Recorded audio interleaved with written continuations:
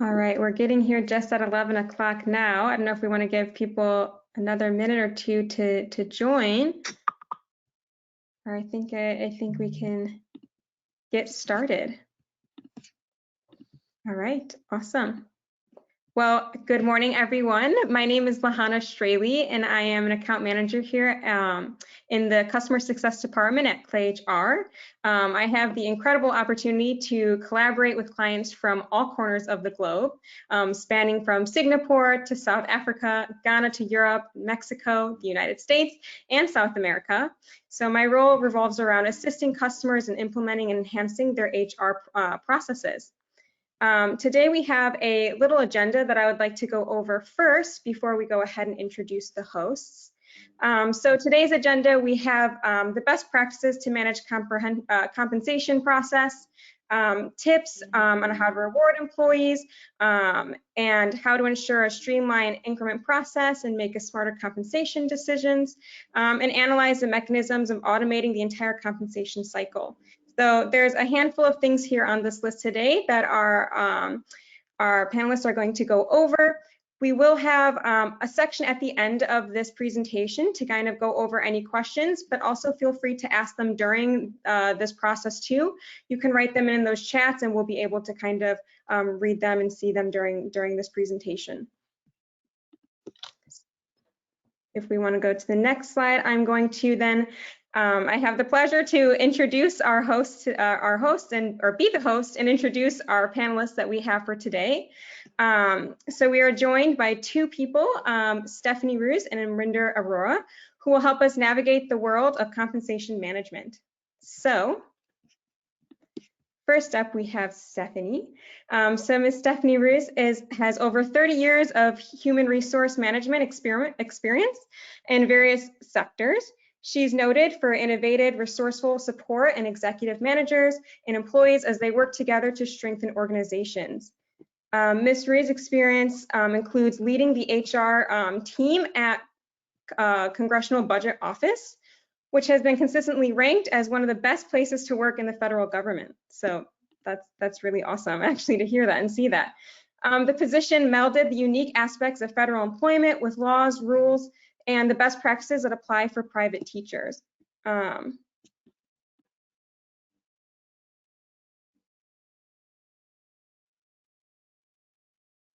sure if we lost you, Lahana, or if it's my internet.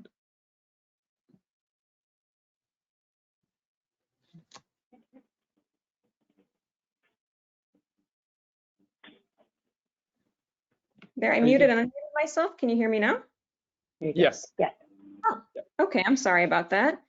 Let me know if I go out again, and then I can start over. So Ms. Ruiz is a member of the Society of Human Resource Management. She has regularly lectured the topics of professional development and provided training in diversity related topics, performance management, and other management skills. Ms. Ruiz holds a professional in human resource certification from the Human Resource Certification Institute and the SHRM CP certification from Society of Human Resource Management. That's pretty incredible, Stephanie, and we're so happy to have you here today with us and joining us. Thank you, Lahana. I'm really happy to be with you all. Of course. All right, I'm going to move on then to Amrinder. So Dr. Amrinder Arora is the co-founder and CEO of Clay HR. With over 2 decades of industry experience, Dr. Arora has led the companies and designed successful products currently in use in different parts of the world. Besides being a leading figure in the field of HR, Dr. Arora is also a world-renowned expert in the field of artificial intelligence with over 40 peer-reviewed publications and multiple patents. He teaches graduate classes in AI and algorithms at George Washington University, and his books in the field are standard textbooks for the students. As part of his prior industry experience, Dr. Arora has led the technical design for the US FDA's Predict system and the transportation management system designed by Dr. Arora for the Port of Aqaba in Jordan, which won the award for the most innovative product given by Intelligent Transportation Society in America. So another great notable thing about Dr. Amrinder Arora here. So thank you again for joining us. Oh, thank you. Thank you, Lahana. Great. So I think the next slides then I'm going to pass over now to Amrinder, and you can go ahead and get started. Sounds good. Thank you. Thank you so much, Lahana. And Stephanie and we are really happy to be here. Stephanie and I had the pleasure of being able to collaborate on one of the HR implementations. And since then, we've had other opportunities to collaborate. So every time, every opportunity I get to work with her, I always take it. And this webinar is no exception. As soon as I saw that we had this opportunity to present this together, I wanted to go ahead and take this thing. Stephanie, if you would like to lay out the agenda, I'm happy to take your lead here. Sure. Or if you want. Sure, I can do that. Yes, so good morning. So our agenda is going to be pretty short in a conversation about compensation, which is a really, really large topic. So we're going to try to hit the high points of things that are important for you to know, and then move through some of the specifics of certain parts, but clearly not all of them. We're going to talk about what compensation management is overall.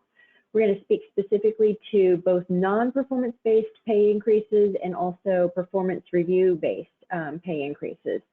We'll talk about some key capabilities from a compensation proposal perspective, and then Amrinder's expertise in how to handle those bulk capabilities in Clay HR.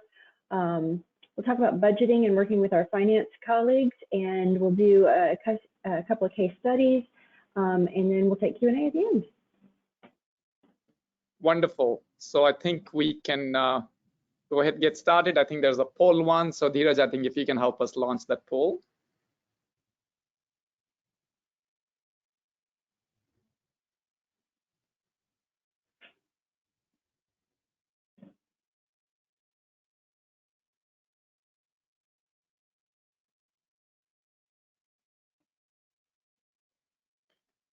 So everyone, you should be able to see this poll that you'd be able to answer in.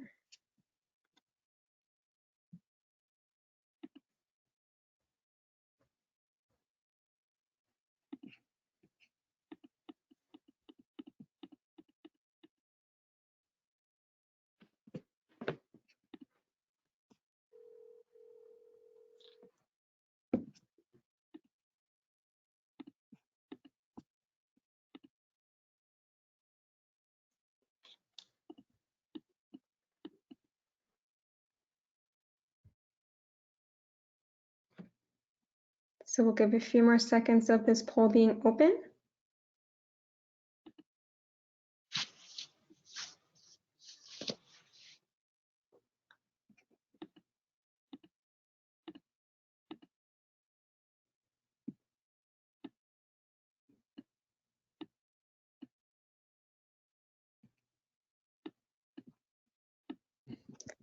Okay, hopefully everyone will be able to answer that. And if you would like, Lahana, you can share the results as well, because it's helpful for us to see what people normally say. Yes, let's share these results then here. So now you should be able to see the results on your page. Wonderful. So about 30%, Stephanie, I think this is probably not surprising to us, right? About 30% actually people able to currently seeing with the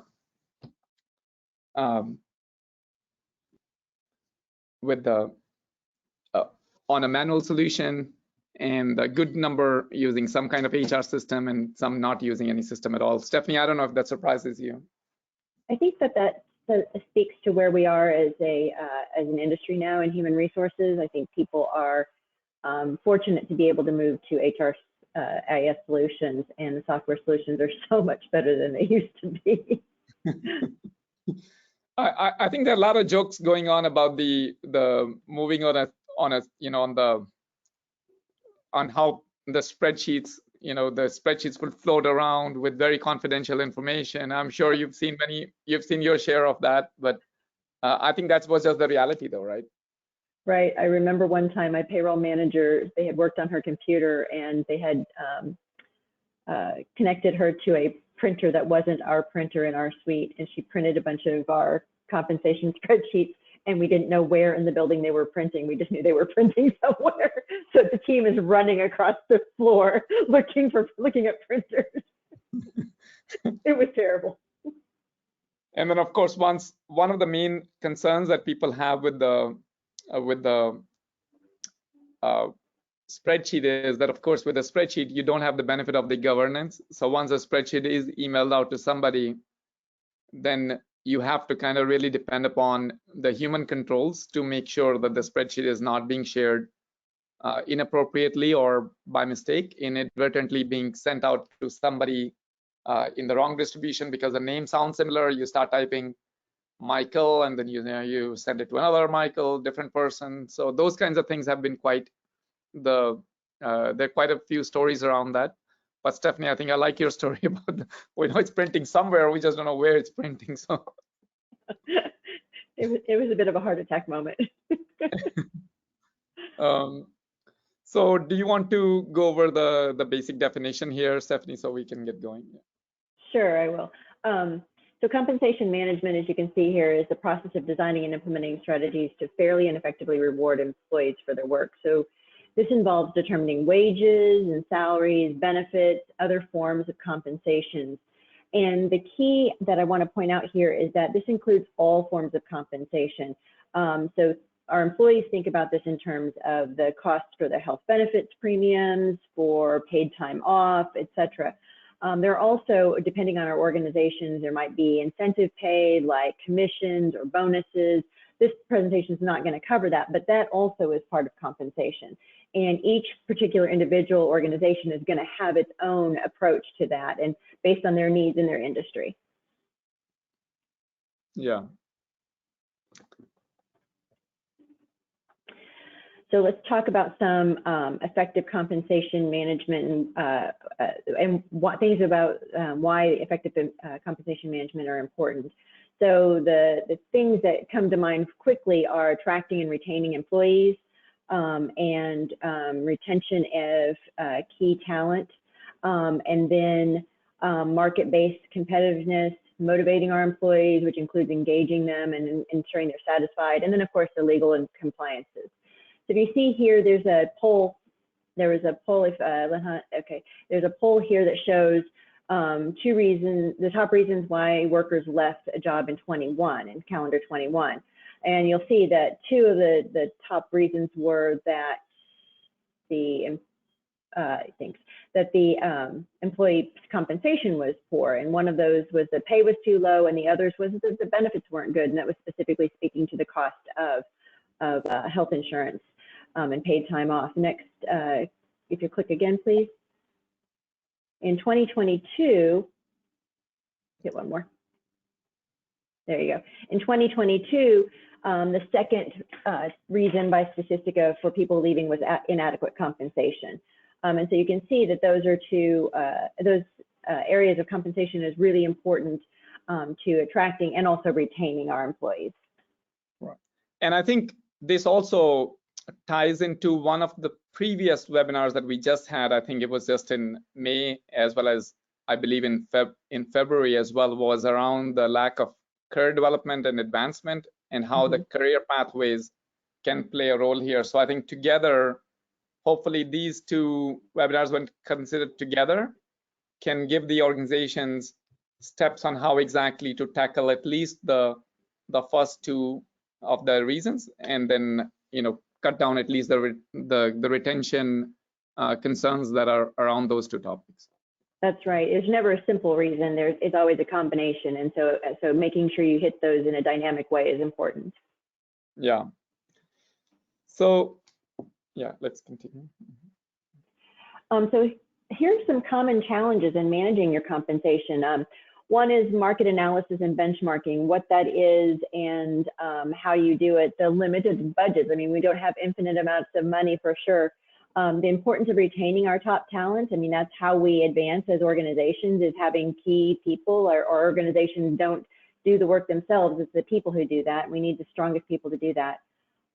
Communication and transparency is super important, and it's also very hard. It's not easy to talk with people about money. Money's an uncomfortable situation sometimes. And then there are changing workforce dynamics. Things change, how people are compensated, how people communicate about compensation. When I was young, when I was first entering the workforce, people never talked about their compensation. And now my son tells me what every single person on his team makes. So it's a very quickly changing dynamic. We also want to make sure that we're paying people fairly and equitably, and of course comply with laws and regulations, and then manage all of this data with technology.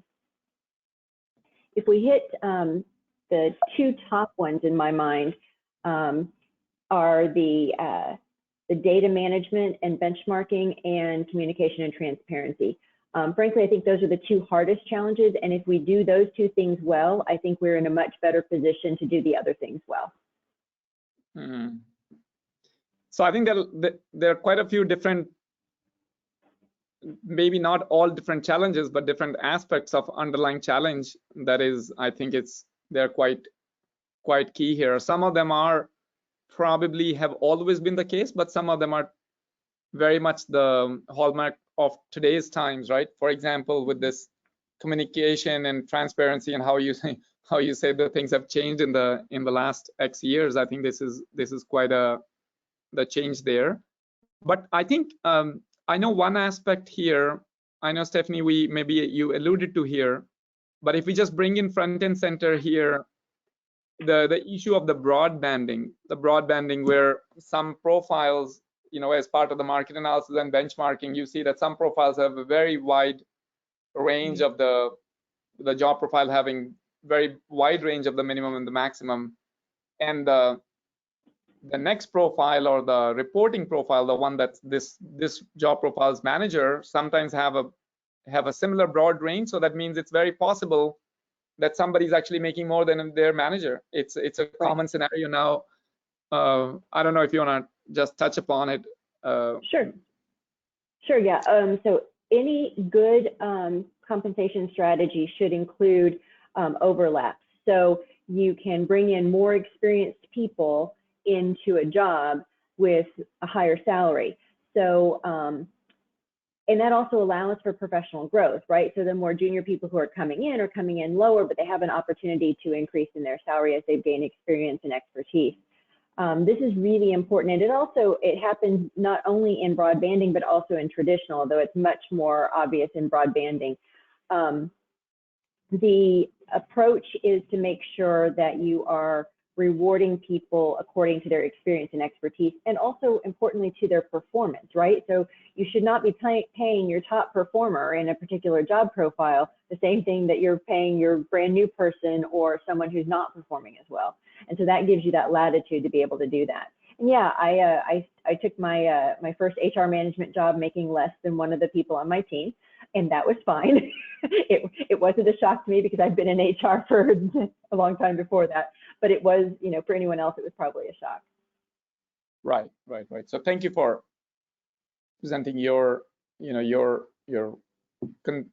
ideas from how you have seen this work in practice. I understand that many people who are logged into the webinar have more questions on things like that.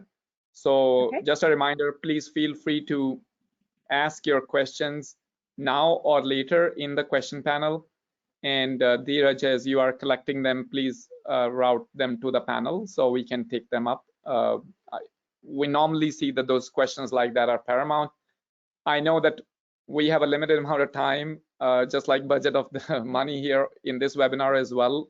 So, but I think, Stephanie, while the next poll will be coming up here, I think any discussion of compensation management in today's environment would be incomplete if we don't at least mention the current economic environment here. So while the poll is on, probably if you want to just take a few seconds to talk about that and what people we can.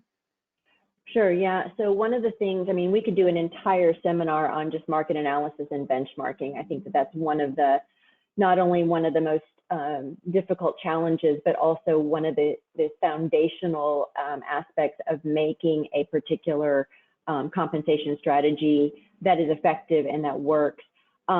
It's based on data, and data there's an abundance of data. The challenge is how you get it and how often you update it to keep it current. I mean, right now the market is changing so quickly. I'll think about the IT situation. So I was, and this is going to sound like I'm a dinosaur, but I was in HR when the tech bubble burst. And so when back in the early 2000s. And so as we were looking at hiring people in our organization into IT positions, I worked for the government at the time, and it was really difficult to pay competitive salaries. And then the tech bubble burst, AOL went belly up, and a whole bunch of other organizations, and all of those people were unemployed. I think it's still too early right now in what's happening in the tech industry with Microsoft and Google and Meta laying off tens of thousands of people, but it may very well affect the compensation of IT folks now, but we'll have to wait until probably the end of 23, maybe into 24 to figure out if that's the case. But my point would be, I guess, to be looking at data and figuring out what are the best ways. And you can do that by using a consultant. What are the best salary ranges, excuse me. You can do that by using a consultant. There are a lot of people who do this. There are people who sell data and do the work. So the Economic Research Institute is a particularly good source of data and they do consulting. The BLS is free data if you want to do your own. You can buy compensation surveys, and the thing I like about buying compensation surveys is that you can do those specific to your industry or area. The Society for Petroleum Engineers does a compensation review specifically to the oil and gas industry. The National Capital Area Compensation Survey talks about specifically the Washington, D.C. area, which includes Maryland and Virginia, as well as D.C. And so getting those kinds of data and really focusing on how we can hone in on what our needs are is really what we need to do.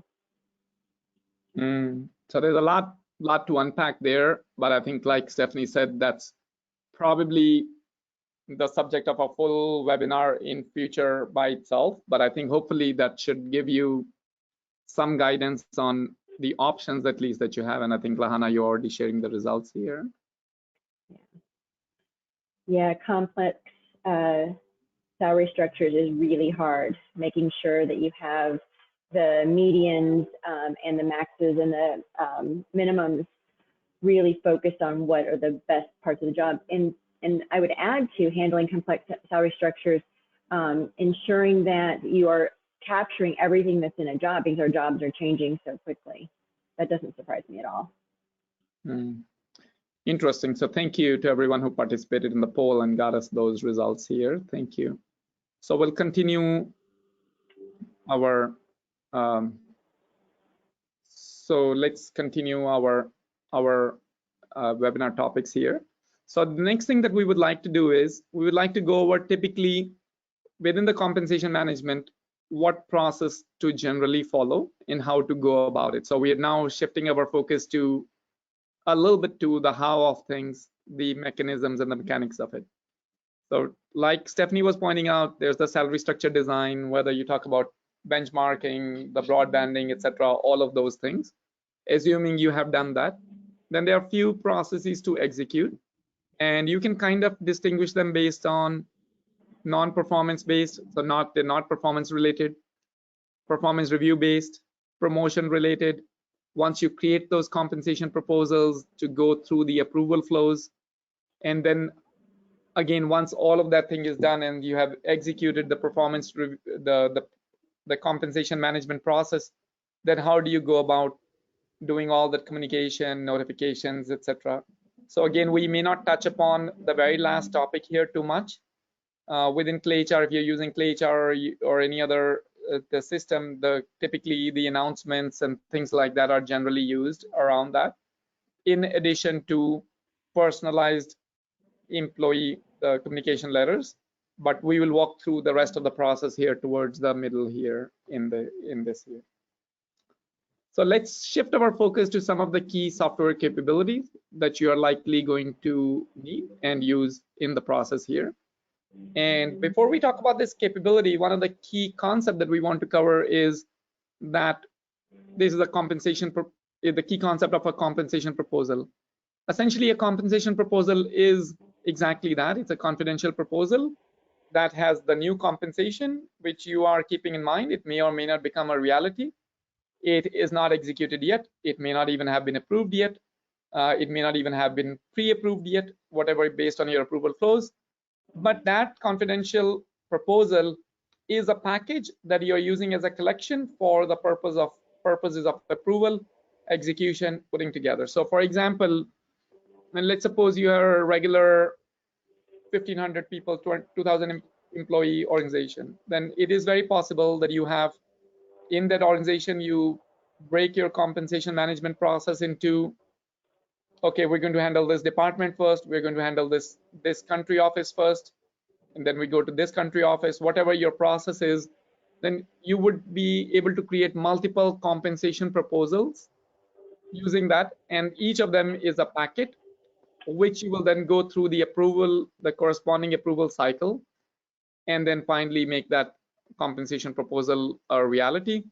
But before we discuss the specific mechanics of it, this concept, which is a key concept, is helpful to go over. I don't know, Stephanie, if you'd like to add anything to that here. The only thing I would add here, Amrinder, is that this is really what I call a fail-safe opportunity for HR managers. So because you have these proposals and they aren't finalized, it gives you an opportunity to see what is in the big picture, right? So this is how we think about ensuring equity and fairness. This is how we think about ensuring compliance with laws. This is an opportunity for us to think hard about what it is our organization's goals are and how we're therefore achieving those or not using our compensation strategy, right? So you have all of this information in your packet, as Amrinder said, and you can look at those things with those lenses in mind. Right, and that actually is a good point, because one of the common use cases that we do see is that once you have the compensation proposal, another good practice that we see that the organizations do is they create another meta dashboard on top of all the comp proposals out. So you can take a big picture view of all the comp proposals in progress here before you execute even the first one of them. So you can kind of create your 12 different proposals tackling different parts of the organization, and then see that, okay, if we do this thing, what's going to be the impact? What's going to be the total budget impact? What's going to be the total equity impact? Compare it, make any changes, and then make sure that there is the entire, at the risk of using an overused word here, but make sure that your entire organization's compensation is harmonious, right? So this compensation proposal mechanism allows you to do that. So this is one of the things we wanted to, I think this is what, as we're just discussing, comp proposals have multiple uses. Like Stephanie pointed out, it's a fail-safe, but basically, at least from a structural sense, you can use it for multiple kinds, multiple uses. You can say it's performance review based, and your comp proposal name will often say this is merit-based proposal for the marketing department, or you can say this is a proposal for the year 2023 for Latvia, right? So things like that. So that's what a comp proposal would typically do. If you're taking the entire Nigeria office first, Ghana office next, Cote d'Ivoire next, so things like that, you would kind of you would break them down into different proposals here. So like we pointed out, you can kind of have a non-compensation based, a non-performance based, not related to performance, also related to performance. You can have things here. And Stephanie, I know you may have things to add here, but if I can go back 1 second here, I want to also clarify one point about a comp proposal, that you can have different kinds of compensation types in it. You can include salary, include bonuses. You can create one for salary, one for bonuses. You can include however you want to include your selection of users by department, by location, by your own specific custom fields. Together, all of those details, we just call that a comp proposal. And what is your increment you want to start with, whether it's relative, whether it's fixed, however you want to start with that. Then you want to tweak things here to say, okay, overall it's 10, but this person is eligible for 11. However you create that comp proposal, together that's the package that you have created, which you're going to take on. Okay, so Stephanie, I think you may have things to add here. Yeah, no, I think this slide just is specifically speaking to the non-performance-based types of compensation, right? So we have cost of living adjustments, automatic time-based increases, market adjustments. I think people are familiar with the cost of living increase and what that does in terms of helping our employees address inflation. The ATBs, the automatic time-based increases are probably a good way for an employer to address new employees. So say, for example, people who pass maybe a 1 year or 2 year probation might get an automatically $1,000 or $2,000 increase or 10% or whatever, showing that they've progressed. And then market adjustments, and we'll talk a little bit about that in the case study on the next slide. But these really focus on the value of the employee's labor, and it can be based on geography or their skills or things like that. Mm-hmm. So one of the key uses, like we said, you can create like you can create a compensation proposal in bulk based on job profiles, org units, locations. This is kind of what we alluded to earlier. But this simple mechanism allows you to create that package, which you are then going to be able to run in parallel for approval purposes as well as for the execution purposes. So in the first step of the compensation proposal, for the people who are not familiar with what this screen we're looking at, we are essentially in the compensation management section of Clay HR. And if you want to kind of switch back to it, you have to kind of go into this menu here and go back to the rest of your HR portal. But this is where you are right now. And in the comp proposal, you kind of create your proposal by segmenting your user population, which could be segmented based on any different things, 3 or 4 of the default ones, but you can really select any way that you can slice and dice your population by office, by location, and you collect that. And once you do that, then in the next step, you can kind of choose how exactly, what kind of changes you want to make, what kind of changes are you proposing. In terms of relative increment, the fixed increment, you can kind of choose first and in bulk, but then after that you can kind of update it here to say that this person has something extra, this person has some extra fixed increment, etc. So you're then able to see what is the change that you're proposing here, what the new compensation will look like, as well as what will be the difference. And if that new compensation is going to exceed what you have established in the job profile, then you'll be able to see that, okay, there is something highlighted here. It is exceeding the job profile limit. Whether you want to do something about it or not, that's up to you. But right, at least you are able to see that. Right. So what Amrinder's addressing here is the situation where, so let's say for an example in a case study, you're experiencing extreme turnover in a particular job. Let's say engineers and project managers, and your team does an analysis and realizes, oh, wow, for whatever reason, because fewer engineers graduated this year, or because there's been an increase in competition in industry, there are fewer engineers on the market, you might realize we have to give all of our engineers a market adjustment to get them into a competitive rate. Or it could be just your engineers in Texas or in Dallas. And that's one of the things that is really nice about what Amrinder's describing here is you can go in and you can say, I want to see just the profiles for the job engineers. Now I want to see just the ones that are in Texas, or just the ones that are in the Dallas area. And that gives you an opportunity to do that en masse instead of one by one, and also gives you the comparison feature as Amrinder was just describing.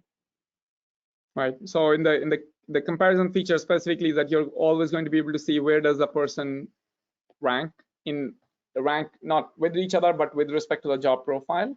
So you can see this person is right in the middle, this person at the highest end of what the profile allows for, or the very bottom end. Then you can see, okay, this person is that really good that this person is the bottom end, they're our top performer. Then you can make the adjustment, but at least the visual cues allow you to be guided directly here and then make any changes. So some of these things are quite common between how this process that we followed, whether you use it for not for performance basis or based on the performance review based merit increases as well. And the process that you're going to follow is very straightforward. It is going to depend upon certain recommendation guidelines.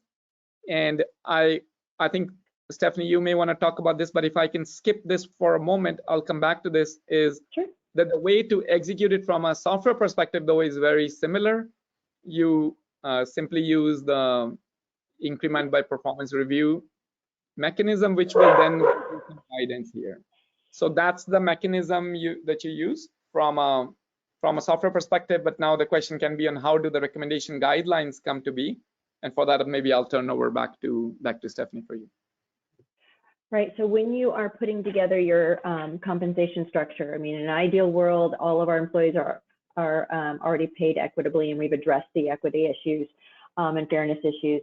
And so now here you are with your performance-based system. The thing that is really nice about this specific system is, or approach to using your compensation management system, is that it can be, one, very efficient and very equitable. So right, so everyone who is rated a 5 on your team can be assigned in this through rules or guidelines that you put out the same increase. And then people who are rated a 4, a 3, a 2, and a 1 can be assigned the same kind of increase. And then you have a chance to see what those results would look like.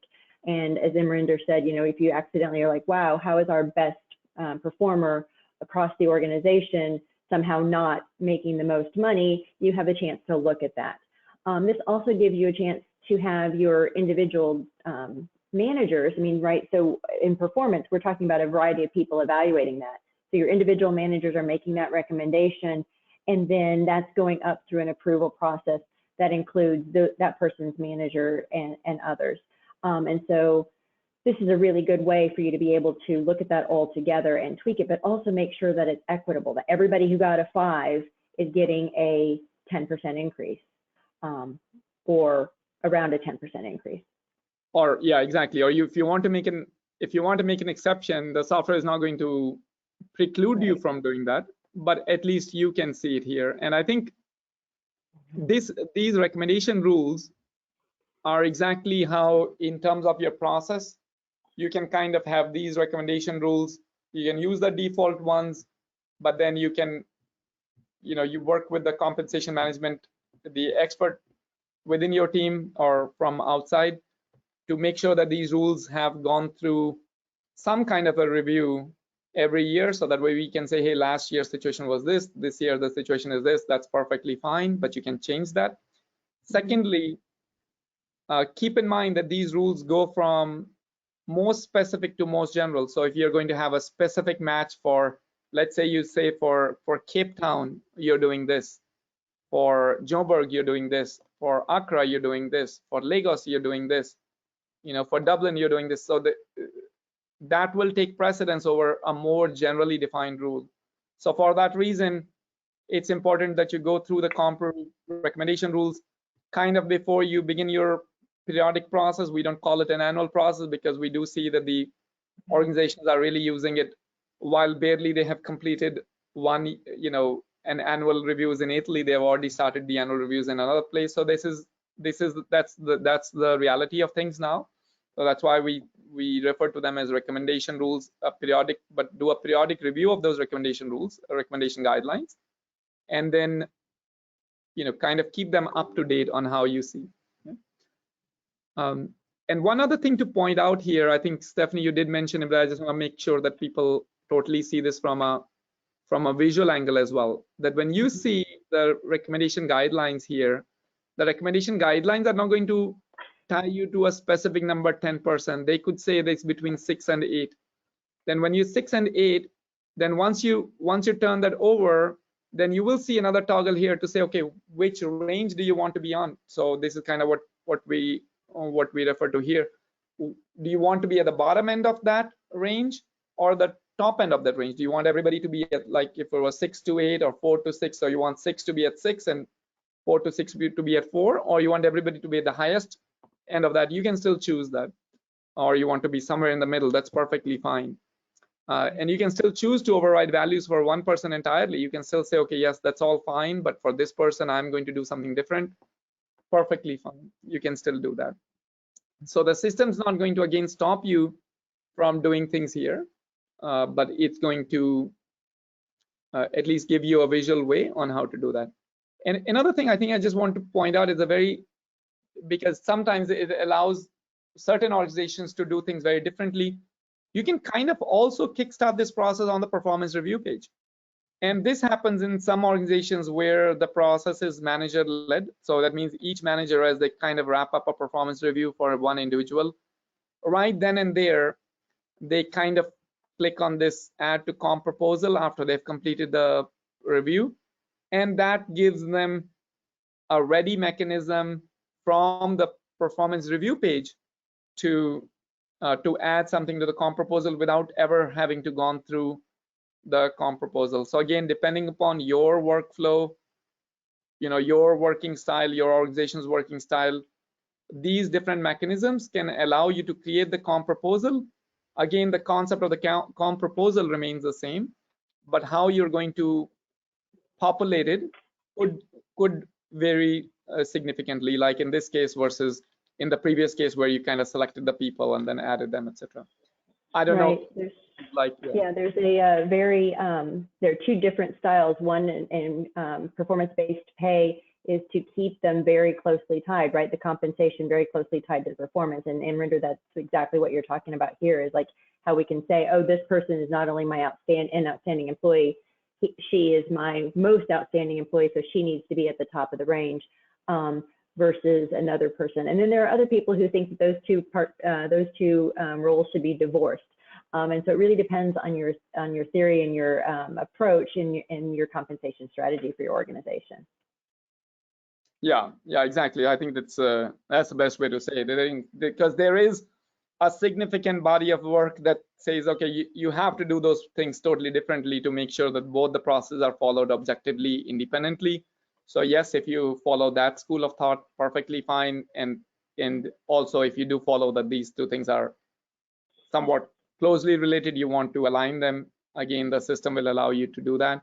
If you don't see this particular option, by the way, in your system, you may have to ask your account manager or work with somebody to enable that setting in the setup menu. This is how the setting is chosen, whether you want to do it one way or the other.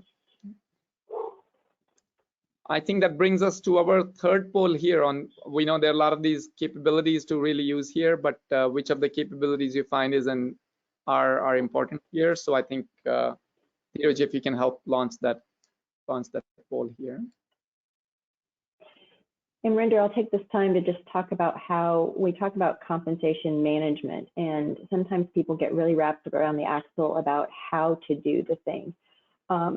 That's great, but as an organization, our very first thing that we need to be doing is identifying how it is that we want to structure our compensation. Do we want it to be heavily performance-based? Do we want it to be more equitable? And there are a lot of factors that play into that. So for example, during the peak of the IT boom in the 2012, 10, 12, 14, SAS in North Carolina made a specific decision to pay compensation salary-wise less, but to have more benefits and to have a more family-friendly lifestyle approach for their employees. So they really pushed their employees to be gone from the office by 6 p.m. every single day. You can see that their parking lots were empty by 6, but they paid less. And so that's what I'm saying in terms of strategy of like, how do you want to design your compensation system? And then also thinking about how tied to performance do we want? What do we value? And therefore, how do we strengthen? And that's an entire different session of how to set performance goals and how to tie compensation to those performance goals. Yeah, so it's quite a few different parts there. I think the poll is still open. Yep, let's get those results showing. Here we go.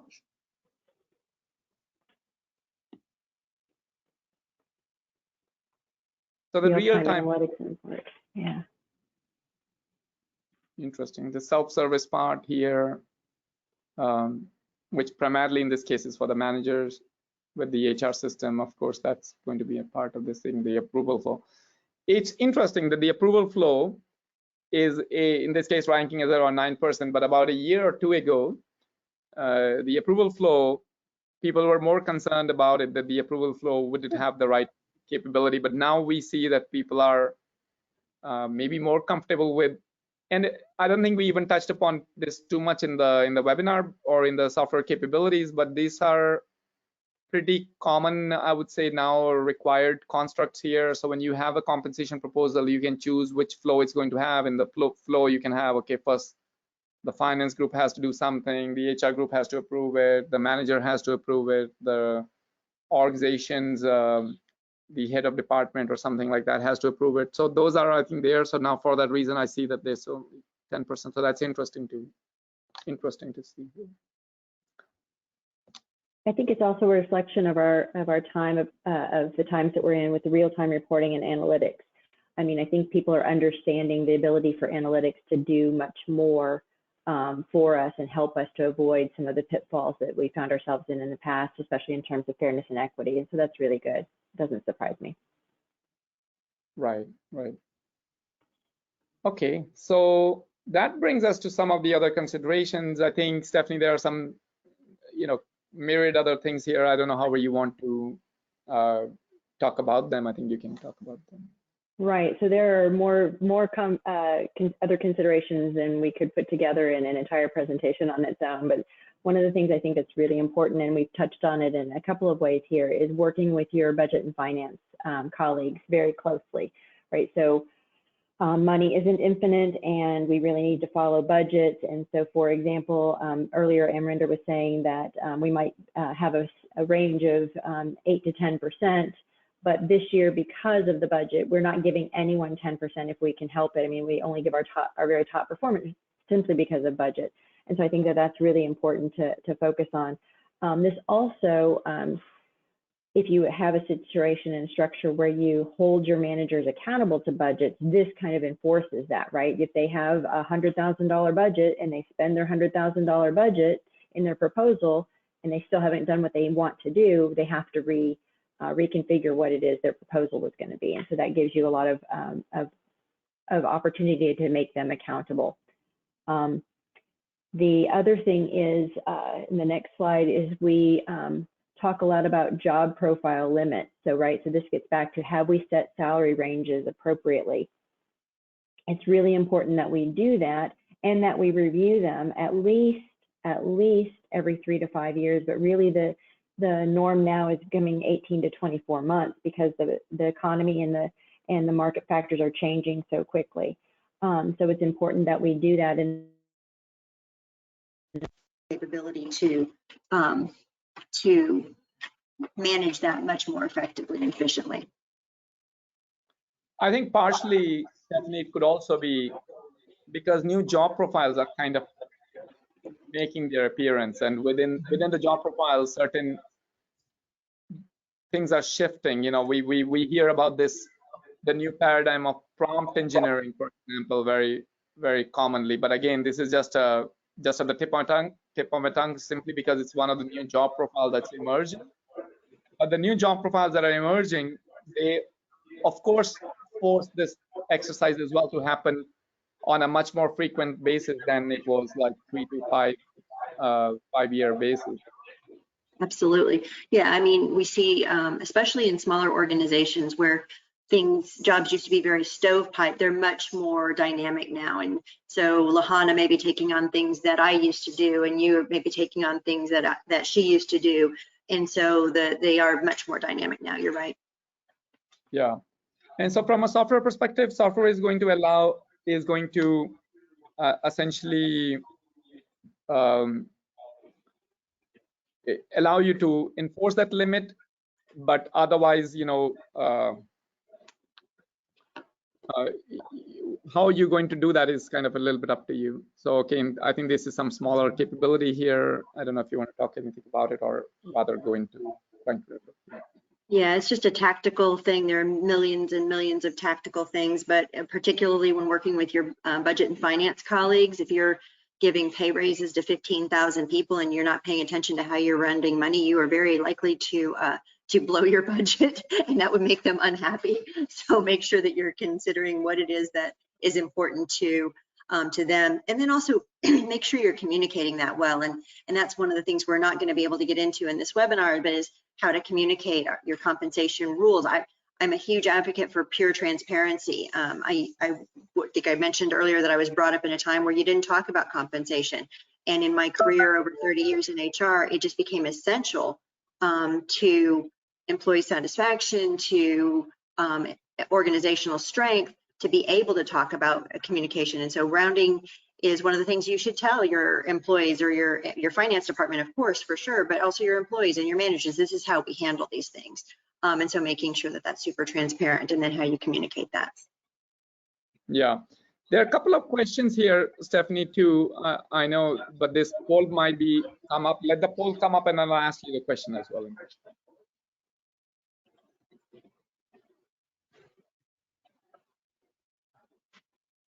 So if you would like to bring up the poll, Dheeraj or Lahana, you can, and then, so while the poll is on here for another minute here or so.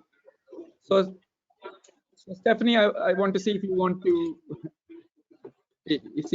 take this question here. Sure.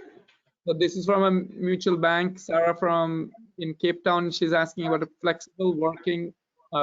Sorry, the screen is a little small where I see it, so I'm just trying to read it. Flexible working environment, remote and in office. We would like to be very transparent with COLA meetings. How does the software help us define that? Second question. Actually, I think that's a great question for both of us, Amrinder. So one of the things that I really struggled with during the pandemic was how to communicate effectively. And when we lost our ability to be in an office together, we realized that it just reinforced the necessity to be transparent and communicate through a variety of ways. So I think about intranet, I think about meetings, all hands meetings, division meetings, organization meetings. But I also know from our use of Clay when we implemented it, Amrinder, that you guys have a lot of tools for that kind of communication inside the system, correct? Yeah. I think the things I alluded to earlier, the announcements and the messages, etc. But yes, that's partially what you can do. But you also have, depending on how people have implemented the system, when people do self-serve, you log in and there are places where there are online bulletin boards where you can put up information like that. Exactly, and I was trying to just read the full question. Now I can see it actually on my phone screen better than I can see it on the go-to here.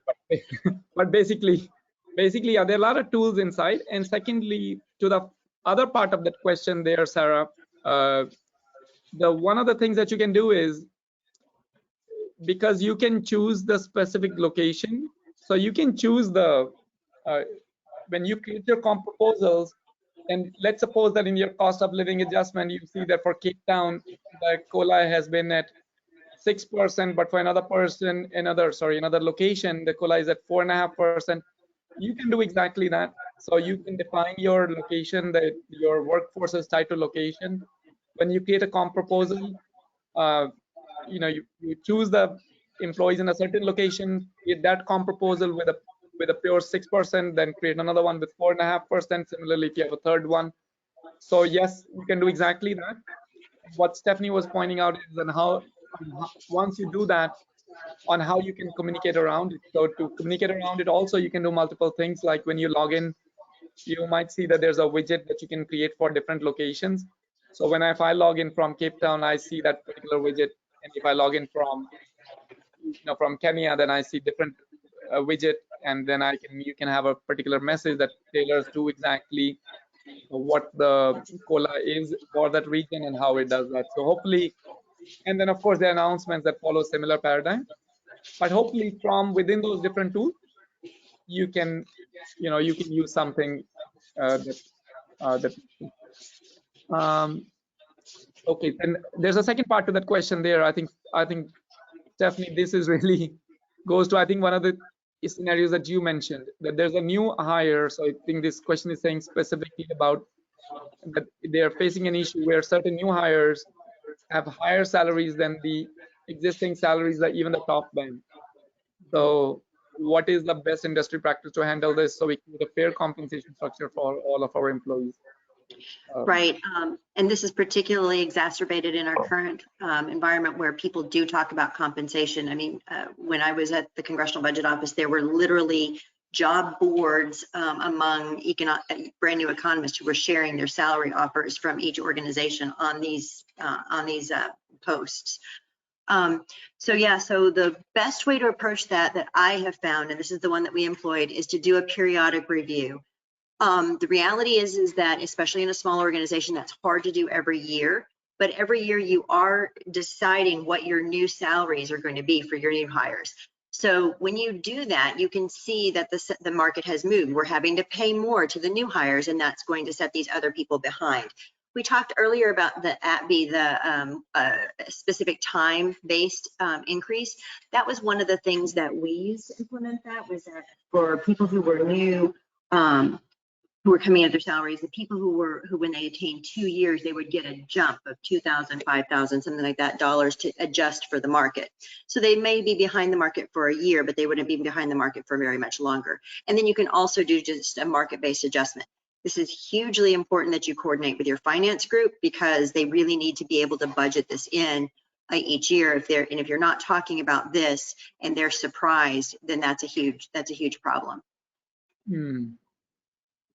So I think I know we only have a minute or two here, maybe 3 here. Stephanie, there's another question as well, and I think if we also want to go into the summary of this, what we have done here as well. But let me put the second question to you first, and then you can decide how we should do that. Okay.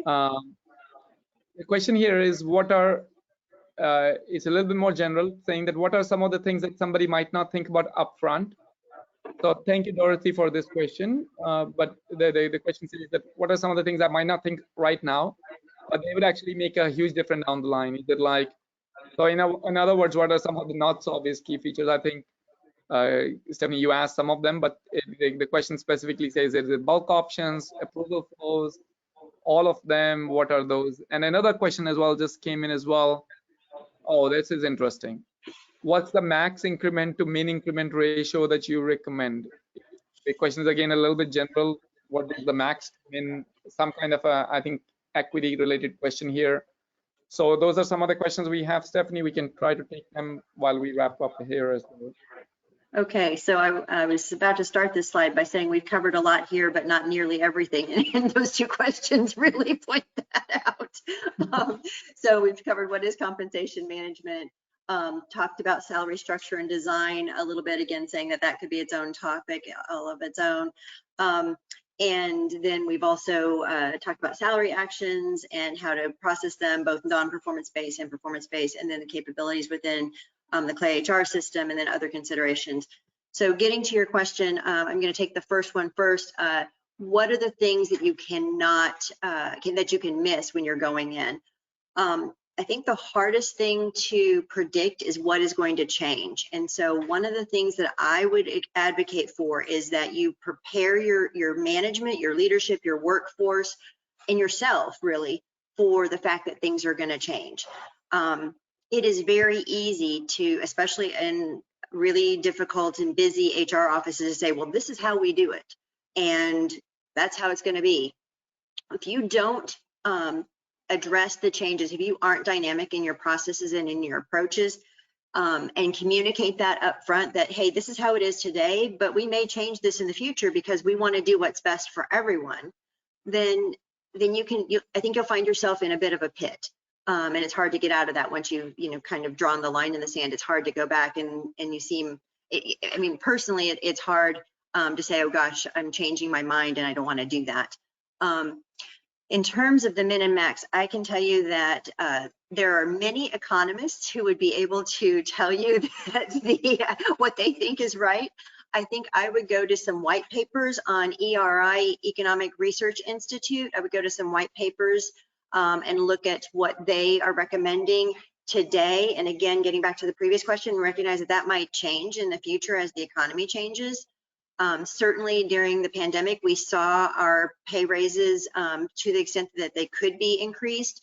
I saw our organizations stretching those to try to retain people. But also as the economy constricts, which it may, I'm not an economist, but it may very well constrict, you may want to do something different. And again, this gets back to saying we might want to do something different in the future. So I would recommend that those folks go to like ERI or other places to be able to say, what is the current situation in terms of Minimax? And I would actually look at that every single year, even though that sounds a little bit onerous. I would look at that each year because it's hard to know what the economy is going to be like 2 years from now. Interesting. I know we've tried to cover a lot. I know that from a webinar perspective, people like to be finished in time. I know that we are right at time here. Hopefully, we haven't really gone over here. No, we haven't. So Lahana, I think we can try to wrap up here. I know there are quite a few other questions we didn't quite get to, but there'll be another time. And I think hopefully, if you guys would like, you can always send it to any of your HR contact. We can try to answer those to you offline. I just wanted to thank you, Stephanie, for giving all of those specific insights, which sometimes from a software angle we can miss because we call it a recommendation guideline. Now, how did that guideline emerge?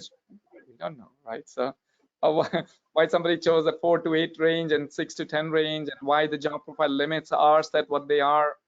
But I think it's really what I learned from this is that this is really crucial that the software and the people and the expertise angle really go together. Not it's not one is not going to do the entire thing here. So. Right.